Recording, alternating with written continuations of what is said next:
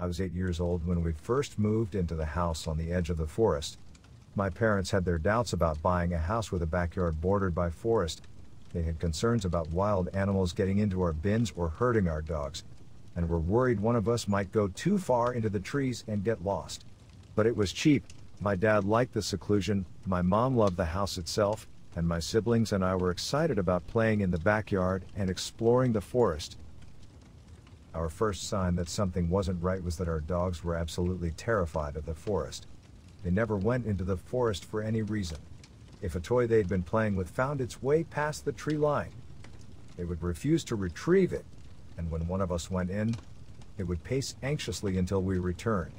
On occasion, we'd notice the dogs staring at a spot in the forest in obvious distress, sometimes growling or barking, but we could never see anything there. My brother once carried one of the dogs into the trees to show her there was nothing scary about it, but she wriggled out of his grip and sprinted into the house in a panic. If we were in the backyard when it was getting dark, we sometimes heard noises like someone was walking through the forest, sticks crunching underfoot, branches being pushed aside. If we called out, there was no response. But if we shined a flashlight around, we would occasionally catch a glimpse for just a split second of something that we could swear looked like a person walking around in the dark. My parents quickly banned us from entering the forest at all after dark, and even during the day we weren't allowed to go out of sight of the house. My sister's bedroom window looked out at the backyard and the forest beyond, and she remembers looking out her window one night and seeing a shadowy figure standing right at the edge of the backyard.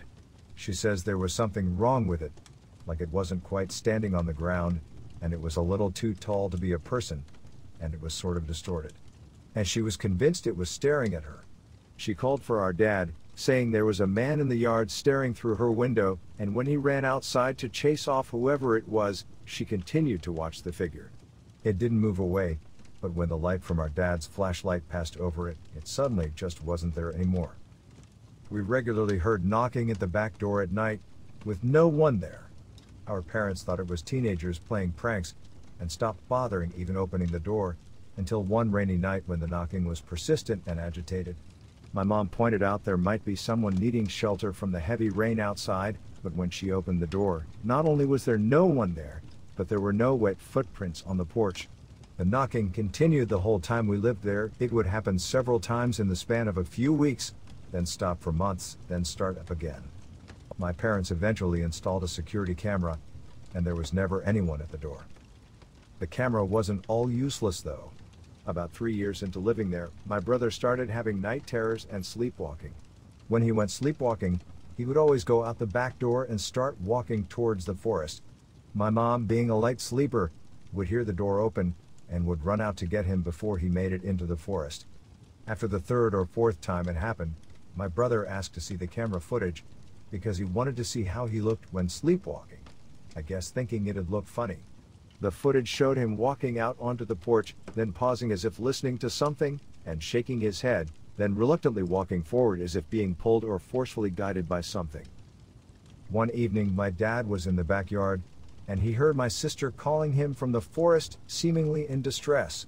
Thinking she'd gone exploring in the forest and fallen over and hurt herself, he ran in and started calling out to her, but quickly realized it was too dark to see her, and he couldn't pinpoint where her voice was coming from. He told her to wait where she was while he grabbed a flashlight. When he ran back into the house for the flashlight, he saw my sister inside, safe and completely unconcerned. At the time, my dad hadn't told us about hearing my sister's voice in the forest, so when I heard my mom's voice coming from the forest months later while I was outside with the dogs one evening, I didn't question it despite the fact I'd seen my mom earlier inside and probably just didn't notice her walk past me. My mom was calling to me, saying she'd gotten her sweater caught in some branches and needed me to come in and help her. As I walked in, the dog started barking, alerting my dad, who saw me through the window wandering into the forest. He came outside and called to me, and I said I was just helping Mom. He yelled back that Mom was inside and I needed to run back to the house as fast as I could, which I did. After this, my parents had a fence built around the backyard and started looking for a new place. In the time between the fence being built and us moving out, it got way worse. We hear knocking at the door more regularly, as well as tapping on the windows, as if someone was walking the perimeter of the house and trying every window. We would often hear scratching and scraping sounds on the fence, and voices beyond it. My brother's night terrors got more frequent, and one night my mom didn't hear the door open when he went sleepwalking, and he woke up standing at the fence, staring into the forest, with the dogs barking at him. The last morning we spent there, less than 4 years after we moved in, we woke up to find the back door fully open, and the security camera footage showed it slowly swing open on its own. Since moving out, my brother's sleepwalking has stopped, though he still gets night terrors and he suffers from pretty severe anxiety. A few nights ago, he called me out of the blue, and after a bit of small talk, he asked me if I think the door being open that final night means whatever was out there finally got in. He was trying to make light of it, saying he was getting into the spirit of Halloween, joking about how maybe we should all get exorcised just in case something latched onto us all those years ago. But I think he's deeply bothered by everything that happened. I know I still am a little, I still get nervous around dark wooded areas. I don't know what I think was out there, in the forest behind our house at night. But I get the feeling that, given the chance, it would have swallowed us whole. I'm a psychiatric nurse, and early in my career, I worked at a residential mental health facility. One of our residents was an elective mute, which means that he wouldn't or couldn't talk, but there were no medical reasons as to why. He had spoken earlier in his life and in fact seemed quite normal back then, with the exception of being close to 7 feet tall. He'd been raised in the Deep South and joined the military when he was 19, but one night he vanished. He was declared AWOL, and eventually he was declared missing and dead. 10 years later, a 7-foot-tall man walked into a hospital emergency room in my part of the Midwest and said to the receptionist, "My name is Marion Duchesne, not the real name, and I've been dead for 10 years. Those were the last words he ever spoke. He was covered with dust, and he was wearing the same clothes he'd been reported to be wearing the night he vanished. His social security number had not been used and he had no identification on his person. However, they were able to identify him, I guess via fingerprints.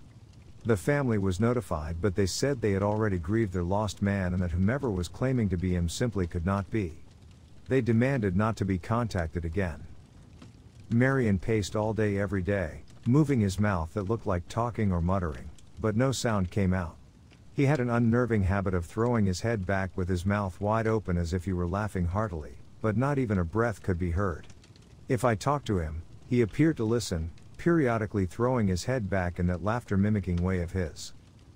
Various medications were tried, but they did not affect him either positively or negatively. Occupational therapy did nothing because Marion would just grin, and unless told to stay put, he'd get up and start pacing again. On my last day at that job, the last thing I saw was Marion, pacing in the parking lot, throwing his head back to laugh. Later I wondered if all along I'd been dealing with a ghost. All these years later, I still don't know.